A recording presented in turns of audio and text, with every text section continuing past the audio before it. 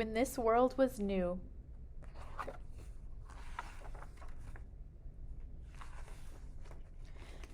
It was our first day in this country.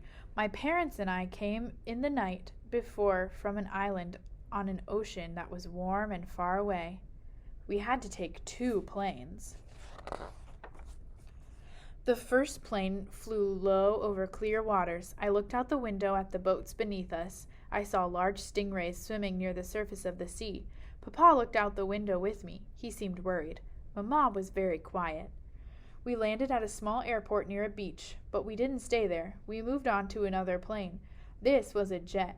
We flew high over the clouds and into the night. I was excited, but I was also scared.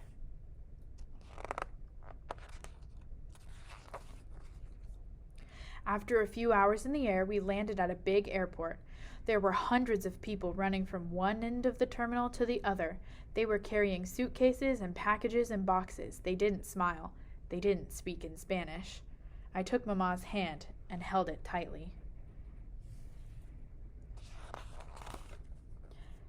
At the gate, Uncle Berto was waiting. When he saw me, he called out my name.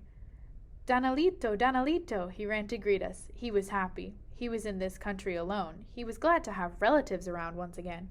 Uncle Berto led us to his car. He drove along a highway that was as long as a comet's tail.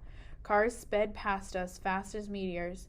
The light shining through the windows of the tall buildings reminded me of the stars of a Caribbean night.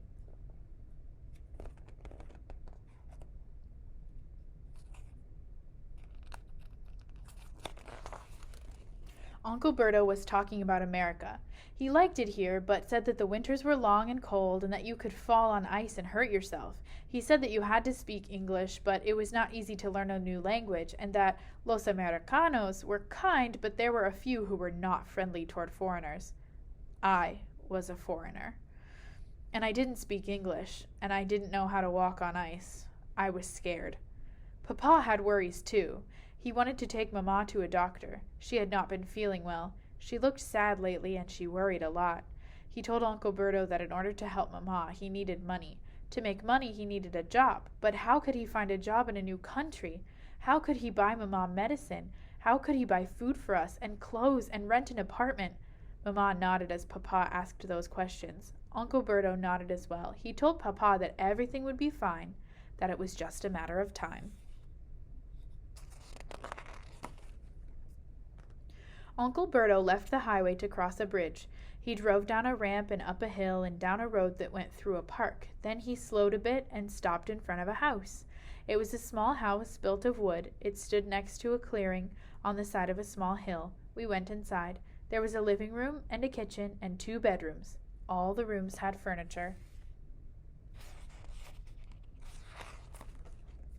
Uncle Berto pointed at lots of cans of food on the kitchen table. Comida para una semana, he said. Food for a week.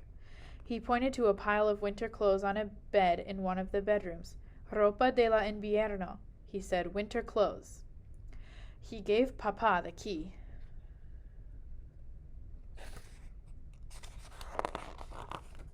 The next morning, Papa came to my bedroom. Danilito, he whispered. He wanted me to get up. It was still dark. The shade on my window was down. I sat on the edge of the bed. Papa had on clothes he'd never worn before. Boots, heavy pants, a coat, and a scarf. He helped me into a pair of boots. He gave me a coat, but my arms couldn't find the sleeves. I was not used to winter clothing. I was still scared. Everything was happening so fast. On my first day here, I had to go to a new school where no one knew Spanish. How could I tell the teacher I had to go to the bathroom? How could I learn my lessons? I told Papa that I should not go to school. I thought Uncle Berto should teach me some English first, but Papa said that I was a good student and that I would do well in any language. Then he told me there was something he wanted me to see. He took me to the living room. There, I saw a magic I had never seen before. I ran to the window. Outside, there were millions of white rose petals floating downward. Nieve, Papa said. Snow. Buttoning his coat, he opened the door. I followed him out. The front steps and the sidewalk and the street were all gone, vanished under a powder that was as white and fine as sugar. The parked cars had become polar bears. There were no sounds, All was still but for the falling snow. Papa stepped on the sidewalk. I thought he might slip, but he didn't. I stepped down. My feet sank softly into the snow. I tilted my head backwards. Flakes touched my face, melting on my cheeks. Papa cupped his hands and shaped the snow into a ball. He pitched it at a street sign. He missed, but he didn't try again. He wasn't wearing gloves and his hands were getting cold. He turned to the field by the house. In the silence of the snow, he trudged over.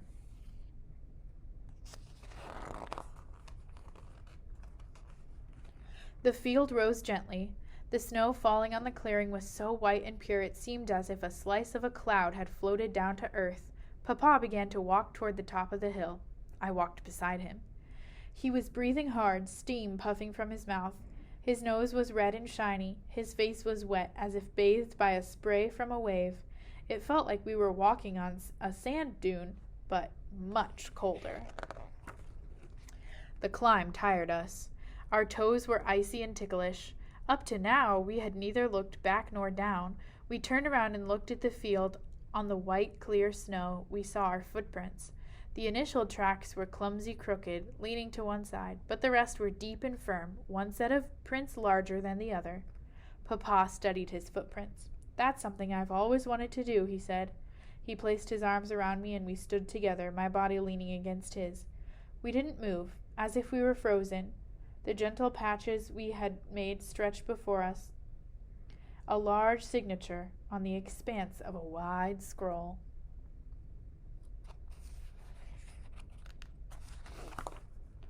The sound of a horn came from behind our house. It was Uncle Berto in his car.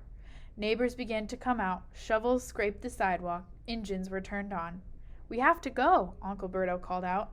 Papa and I went back to the house to say goodbye to Mama. She surprised us. She was not sleeping, but was standing by the window.